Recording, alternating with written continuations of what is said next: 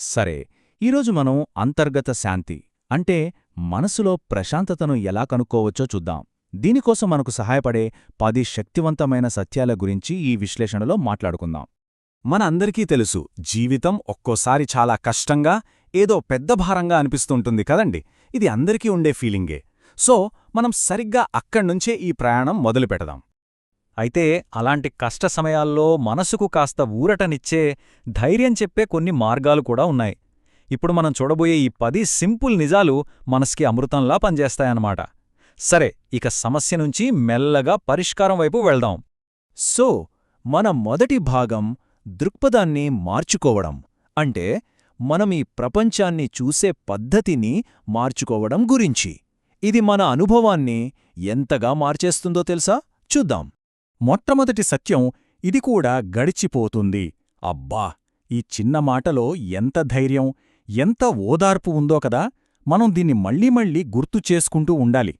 అంటే దీని వెనుకున్న సింపుల్ లాజిక్ ఏంటంటే, ఏదీ శాశ్వతం కాదు. మంచి రోజులు శాశ్వతం కాదు, అలాగే చెడ్డ రోజులు కూడా శాశ్వతం కాదు.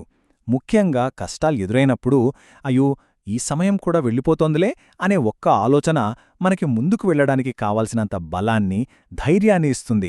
సరే, ఇప్పుడు మన గతాన్ని మనం చూసే పద్ధతిని మార్చేసే మరో పవర్ఫుల్ సత్యం గురించి మాట్లాడుకుందాం. చూడండి, ఇక్కడ పాయింట్ ఏంటంటే, గడిచిపోయిన తప్పుల గురించి బాధపడుతూ కూర్చోవడం కాదు, వాటిని ఫ్యూచర్ కోసం ఒక పాఠంగా మార్చుకోవడం. మనం ఇలా ఆలోచించడం మొదలుపెడితే ఫెయిల్యూర్ అనేది మన ఎదుగుదలకు ఒక గొప్ప సాధనంగా మారిపోతుంది. అంతే. ఓకే, ఇక రెండో భాగానికొచ్చేశాం, అంతర్గత బలాన్ని కనుగొనడం. ఇంతసేపు బయటి ప్రపంచం గురించి మాట్లాడాం కదా, ఇప్పుడు మన ఫోకస్ అంతా మన లోపలికి షిఫ్ట్ చేద్దాం. ఎంత సింపుల్గా కాని ఎంత పవర్ఫుల్గా ఉందో కదా ఈ మాట. నీ శ్వాసే నీ బలం. దీనర్థమేంటంటే, మనం ప్రశాంతంగా, కామ్గా ఉండటానికి కావలసిన పవర్ కోసం ఎక్కడికో బయట వెతకక్కర్లేదు. అది ఎప్పుడూ మన లోపలే ఉంటుంది, మన శ్వాసలోనే అందుబాటులో ఉంటుంది. స్ట్రెస్ని మేనేజ్ చేయడానికి ఇంతకంటే సింపుల్, పవర్ఫుల్ టూల్ ఉంటుందా చెప్పండి? మన సెల్ఫ్ రెస్పెక్ట్కి సంబంధించి ఇది చాలా చాలా ముఖ్యమైన నిజం.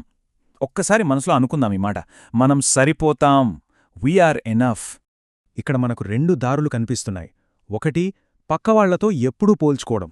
ఇది మనల్ని ఎప్పటికీ అసంతృప్తిలోనే ఉంచే ఒక పెద్ద ట్రాప్. రెండో దారి, నేను ఉన్నది ఉన్నట్టుగా సరిపోతాను, నాకు నేనే ప్రత్యేకం అని యాక్సెప్ట్ చేయడం. ఇది మనకు నిజమైన ఫ్రీడమ్ని, మనసులో ప్రశాంతతను ఇస్తుంది. సరే, ఇప్పుడు మూడో విభాగానికి వెళ్దాం, ఆనందానికి మూలం. అసలు నిజమైన సంతోషం ఎక్కడ్నించొస్తుంది? దాని గురించి చెప్పే కొన్ని ముఖ్యమైన విషయాలను ఇప్పుడు చూద్దాం. ఓకే, ఈ సంతృప్తికి కొన్ని సూత్రాలున్నాయి. ఒక్కొక్కటిగా చూద్దాం. 1, మన కష్టాల్లో మనం ఒంటరి కాదు, చాలామంది మనలాగే పోరాడుతూ ఉంటారు. 2, మనకు నిజంగా అవసరమైనవన్నీ మన దగ్గరే ఉన్నాయి. 3, చిన్న ప్రోగ్రెస్ అయినా సరే అది పెద్ద విజయమే.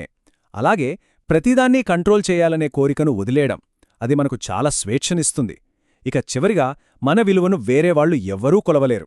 ఈ 5 పాయింట్స్ కలిసి మన ఆనందానికి ఒక స్ట్రాంగ్ ఫౌండేషన్ వేస్తాయి.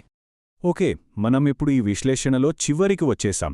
అండ్ ఇది చాలా చాలా పవర్ఫుల్ మెసేజ్. అన్నింటికంటే ముఖ్యమైన సత్యం ఇదే. ఇప్పుడు మనం చూడబోయేది అసలైన అతిపెద్ద సత్యం. ఒక్క క్షణం దీనిపై మనసు పెడదాం. ఇక 10వ సత్యం, ఆనందం బయట కాదు, మనలోనే ఉంది. ఆలోచించండి, సంతోషమనేది మనం బయట కొనుక్కునే వస్తువు కాదు, ఎక్కడో వెతికితే దొరికేది కాదు. అది మన లోపల మనం సృష్టించుకోవాల్సిన ఒక ఫీలింగ్. ఎంత సింపుల్, కాని ఎంత గొప్ప ఆలోచన కదా ఇది. ఇక ఈ విశ్లేషణను ఈ అద్భుతమైన మాటలతో ముగిద్దాం. మన లైఫ్లో పెద్ద పెద్ద మార్పులు రావక్కర్లేదు, ఒక్క మంచి ఆలోచన చాలు, మనస్సు మొత్తం మారిపోతుంది.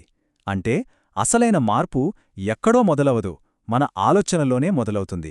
ఇది చాలా శక్తివంతమైన విషయం. మరి ఈ ప్రయాణాన్ని ముందుకు తీసుకెళ్లడానికి మనల్ని మనం ఒక ప్రశ్న వేసుకుందాం. ఈ 10 సత్యాలలో మనసుకు ఏది బాగా దగ్గరగా అనిపించింది? ప్రస్తుతం మన జీవితానికి ఏది బాగా అవసరమని అనిపిస్తోంది?